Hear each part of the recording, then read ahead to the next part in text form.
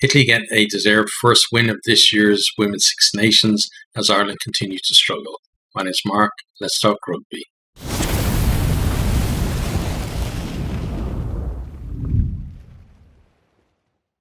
Great performance by Italy in this one. They are on attack from the off, but Ireland's defence does manage to hold them out early on.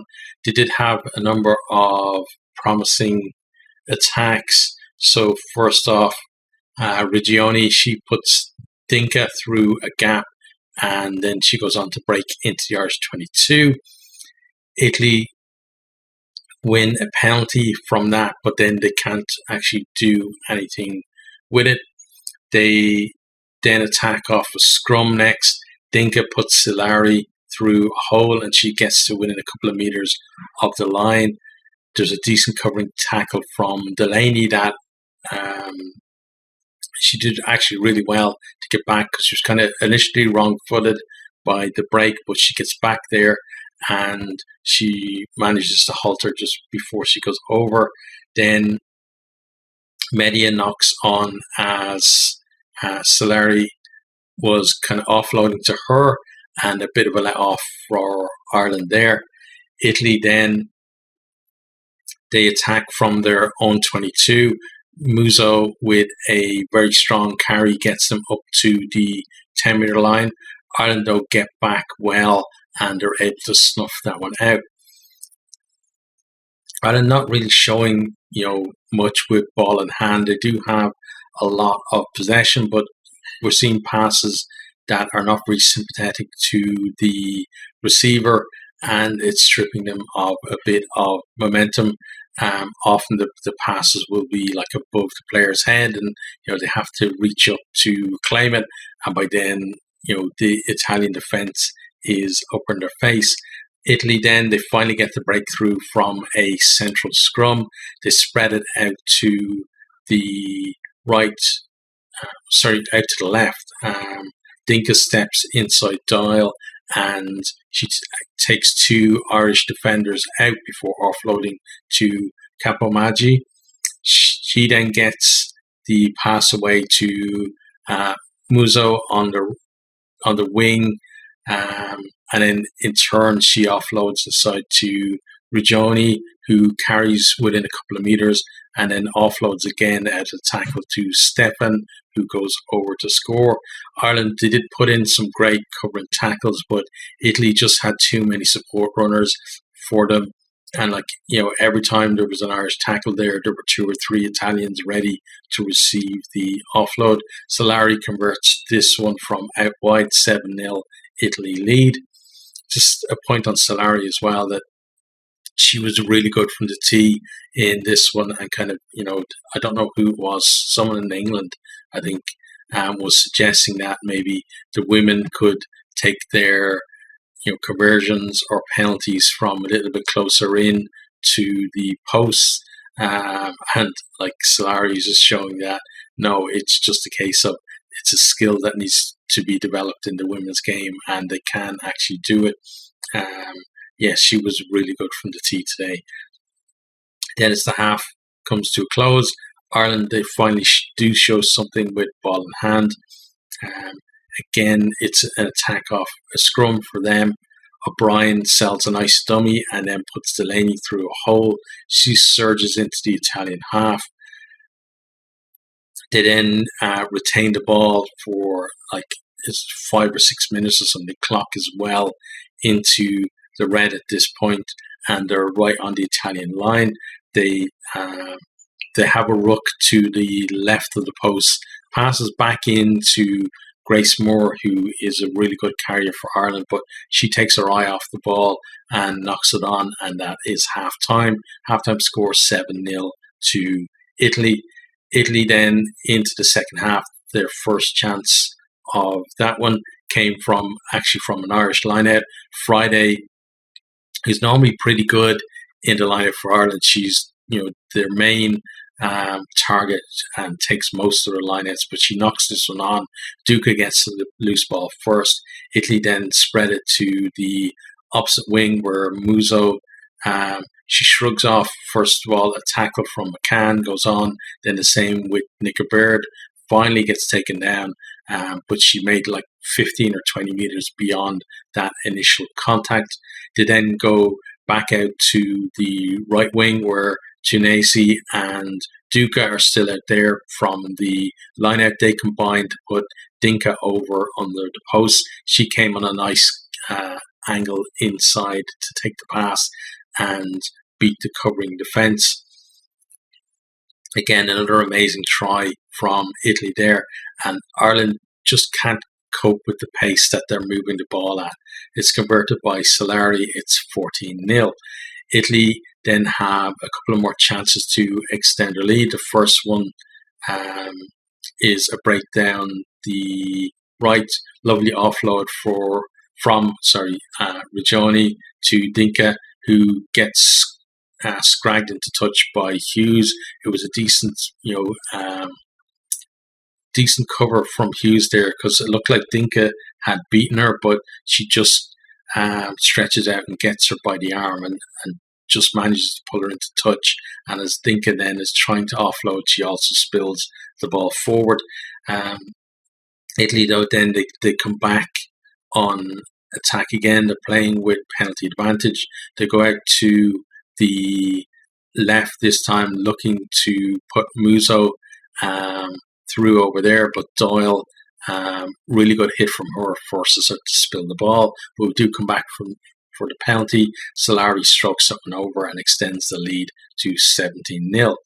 Ireland then managed to work their way upfield, and they actually have a great opportunity from a 5-meter scrum. And the Irish scrum, like, it's just going forward at a rate of knots. Looks like they're actually going to score, from the scrum, but Italy collapse it, and Ireland are awarded a penalty try. It's 17-7, and the scrum has been a real bright spot for Ireland this Six Nations, and it's given them a chance of comeback in this one. Into the last 10 minutes then, and Ireland, that try has kind of ignited some confidence in them. You can see that they're looking a little more fluid in attack. O'Brien puts Nicola Baird into space on the left. She makes great ground, cuts back inside and offloads to O'Connor, but then just after that, then the move breaks down, but still some signs of a little more cohesion from Ireland, and that's good to see. Italy then catch Ireland napping, though, at a line-out. You have a quick throw from Vicini to Duca, who kind of just, she was like second in the line-out, but then she rushes forward. Obviously a set move, Ireland not paying attention. She makes a bit of ground, then pops off back to Vicini, who makes decent ground down the wing. Then she finds Baratini, who takes it on, and they've just gone from their own 10-meter line into Ireland's 22. Ireland are pinged for offside, but Italy continue to play. Rigoni with a little dink kick to the wing, and then Dinka plucks it out of the air. I don't think that the kick pass was meant for her. There was another player outside her, but she plucks it out in the air and goes over to score. That's converted for 24-7, and that was our final score.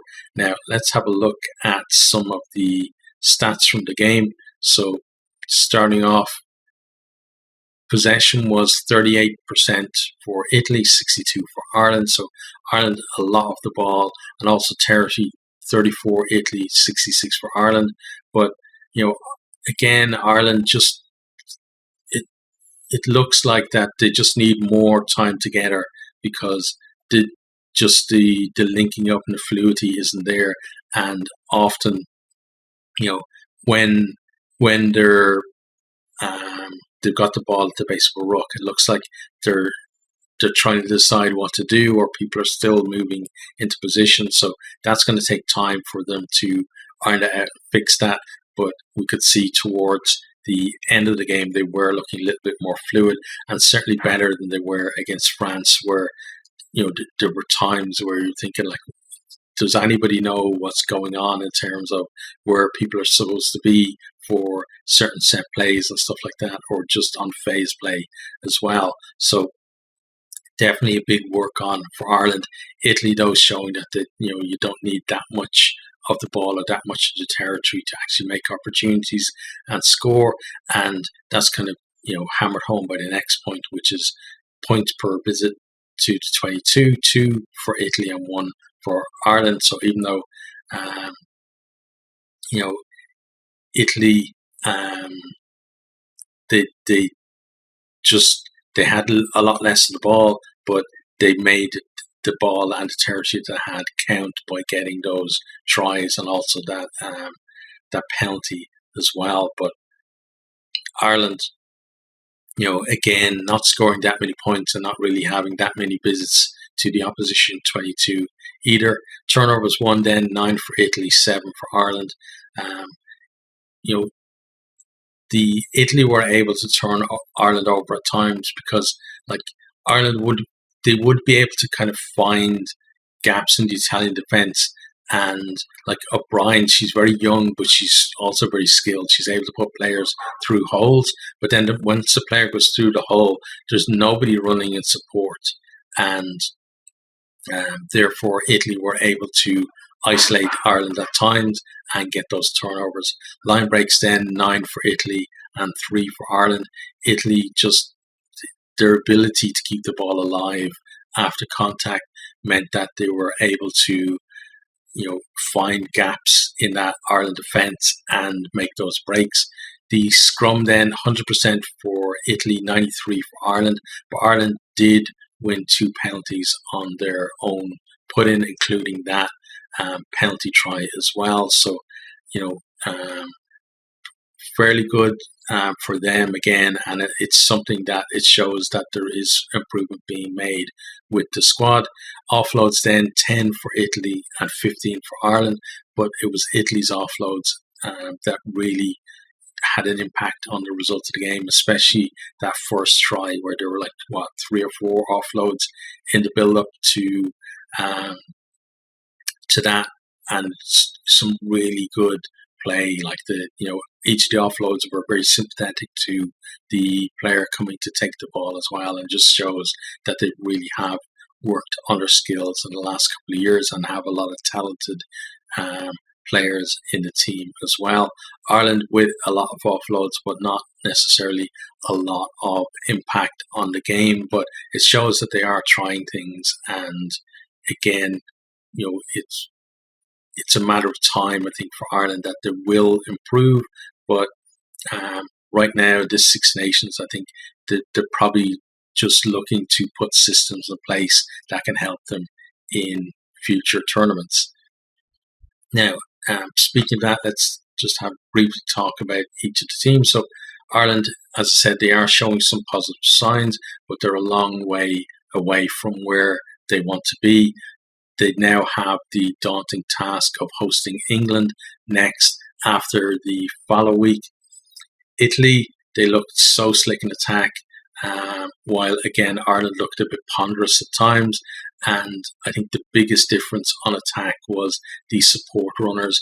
Every Italian break had 3 or 4 women in support, while Ireland was often lone runners, and then you'd have players coming behind, but they were actually looking to clean out rather than being there on the shoulder to get an offload and continue the attack.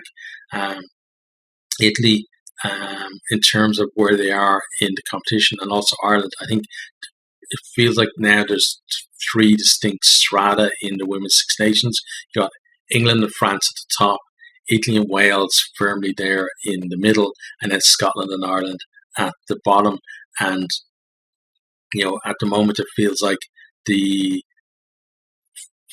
for those strata, nobody from a lower strata can really beat anyone from a higher strata. So it means that Ireland and Scotland, they're going to go into the final round looking to maybe avoid the wooden spoon. That's what it feels like, at least. But Italy and Wales have had pretty decent tournaments so far, and when they do play, I think that's where third place is probably going to be decided overall.